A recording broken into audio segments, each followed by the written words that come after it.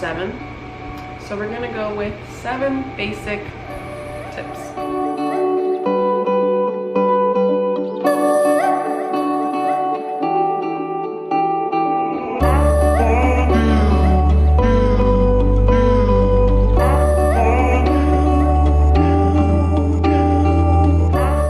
What's up, guys? Welcome back to my channel. I have more of a raw and real video coming out, so keep an eye out for that. But this is just going to be a recap of my struggles as a plant mama, and then some tips and tricks I've learned over the last 2 to 3 years. So let's get started.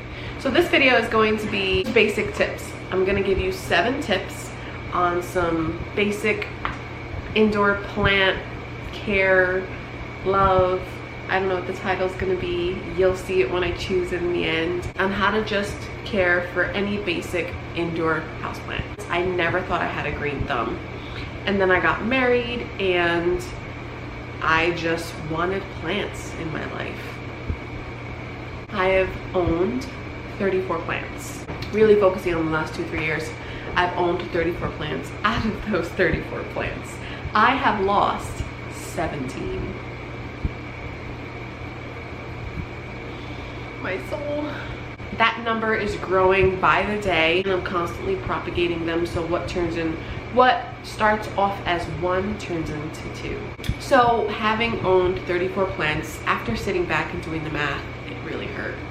But what happened was that I've lost even the most easiest of indoor plants due to just house placement, lack of research, and my own mental and spiritual and emotional state, because it is kind of therapeutic to the soul to take care of these plants. But if you're not there, then you're not going to take care of something, and then in turn not taking care of yourself. So I feel like this is just my own personal reference experience of not being a plant mama at all to just going through it for the last 2 years. And these are my tips and tricks, because out of 34 I've lost 17, but I've gained 17, and they're still going strong, and I love my plant babies.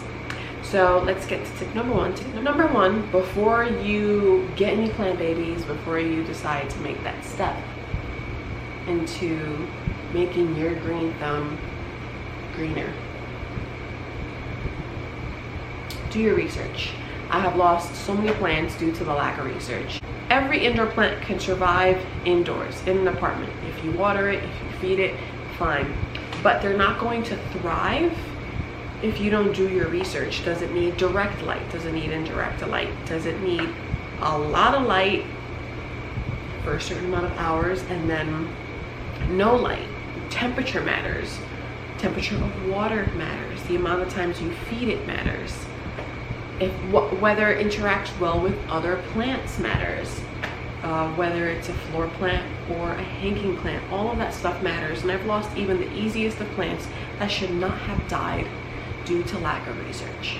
Tip number 2 is keep old soil.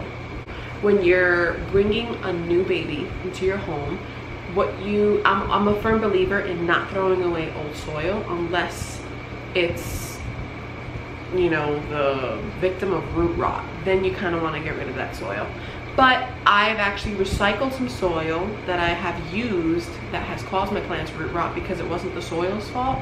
It was my lack of drainage, which I will get to that later. That is another tip. When you repot, it's good to keep old soil so that you can mix it with the soil that your plant comes in, so that it can get acclimated to your home. Tip number 3 is you want to wipe down your plants.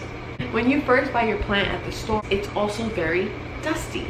So wipe down your leaves, because the kind of, I'm gonna get technical, there's a process with photosynthesis and how it absorbs the sun and it converts it into energy and then food, and then it goes into the soil, down into the roots.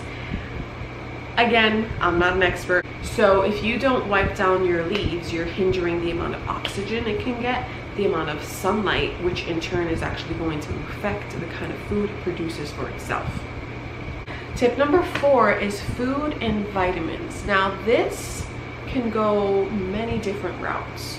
First of all, you want to research the frequency in which your plants need to get fed. Not every plant is the same, obviously. So you want to make sure that you understand the frequency in which your plants need to get fed and kind of pay attention to that. Now, in terms of food, you can buy food. They have plant food. It comes in pumps. I've used it. You know, you put it straight into the water and you water it, but you would have to remember also, this is actually an important tip that I did not add in here. So I'm gonna say tip number 4.5. We're just gonna sneak that in there. Choose a day that you are always gonna remember to take care of your plants. So let's say my pothos only needs to get fed every month, but I need to water it every week. You kind of want to choose one day that's going to make sense. I take care of my plants on Sundays just because it's Sunday. It's just plant day for me. And I know to water it every Sunday. When Sunday comes, I know to water it. Now, you should always mark on your calendar every 4 weeks. Every month apart from every 4 Sundays that you need to feed it. Your plant will also tell you if it's hungry. Don't overfeed it. I also usually get those feeding sticks that you can just stick in there, and it's good for the whole month or month and a half, and it kind of just gets acclimated to the soil, and the plant itself will start to feed itself.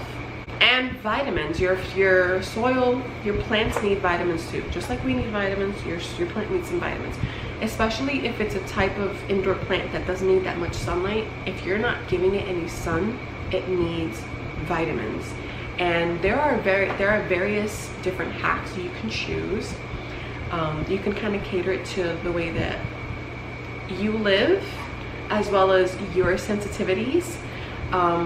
There are hacks that you can give your plant vitamins from the water that's left over when you boil your eggs. It's very, very rich in sulfur and calcium and magnesium, and your plants need that.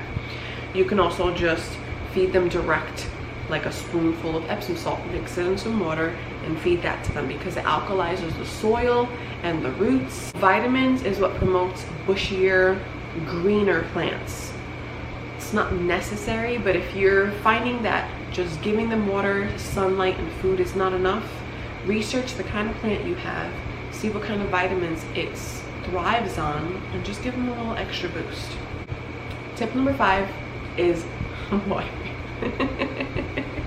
Tip number 5, don't over water. Plants can drown too. If there's no drainage in your pot, like there's no saucer and there's no hole, there's no drainage, use rocks at the bottom. Put a bunch of rocks, get a nice little barrier, and then put the soil, and then you plant, and then you water. Water is very important, but don't over water your plants. And a good trick also, if you've watered your plant so much and a week has passed and the soil still looks moist to you, but you're thinking to yourself, it's been a week, I need to water my plants every week. Dip your finger in the soil for about 1.5 inches. If it feels moist, you do not need to water your plant. That was one of my major mistakes. I would just water it because it needs water, because I thought that I needed to water my plants every single week. Sometimes your plants do not need water. Your plant does not need to be soaking in drenched soil. They just need a drink, they need some food, and that's it. As well as the type of water you use is very important. Sometimes I'll just use faucet water, totally fine. But the best water is rainwater. So if it is raining outside, but it's not time yet for you to water your plants, just put a little tub out there, collect it, and then obviously it's going to be a little murky because it's pure rainwater. Just drain it out and store it in like a decanter or a canister jug, and then you'll use that to water your plants. So you can see an immense difference using fresh rainwater that the earth has given us, or boil your water, distill it, and add like a tablespoon or two of some hydrogen peroxide that also kills the gnats and the types of critters that will magically form in your soil. And it will also nip root rot in the bud. Number 6, which can be like the make or break in all your hard work in your plant care, is location. Location matters in your home. I have lost a peace lily that is the most easiest plant due to poor location. I had 2 gorgeous bushiest peace lilies in our old apartment, and when we transferred over we still had 2 gorgeous, beautiful, but I went based off of my old location, and my old location was very cold.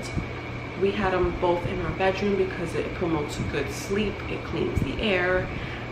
So what happened was that when we moved, I moved my peace lilies to the living room, and the living room gets a lot of light, which means that it's also very warm, and I lost 1.5 of my peace lilies. I say half because I still was able to salvage a baby from one of the big ones, and it's thriving healthily in my room, in our room, high above a shelf, just away from sunlight because it's just, for some reason, the leaves were getting sun scorched as well. So location matters. And then last but not least, love. Tip number 7 is love your plants. They need all of your love. They've done studies that show that if you talk and you interact with your plant, if you give it some love, if you touch it, if you, obviously, you know, within reason, that it actually helps grow. That's it for my little 7 basic tips and tricks. My experience on indoor plant care. I hope you enjoyed it. Give this video a like, subscribe. I encourage you. Just know that there are no gardening mistakes, only experiments and learning.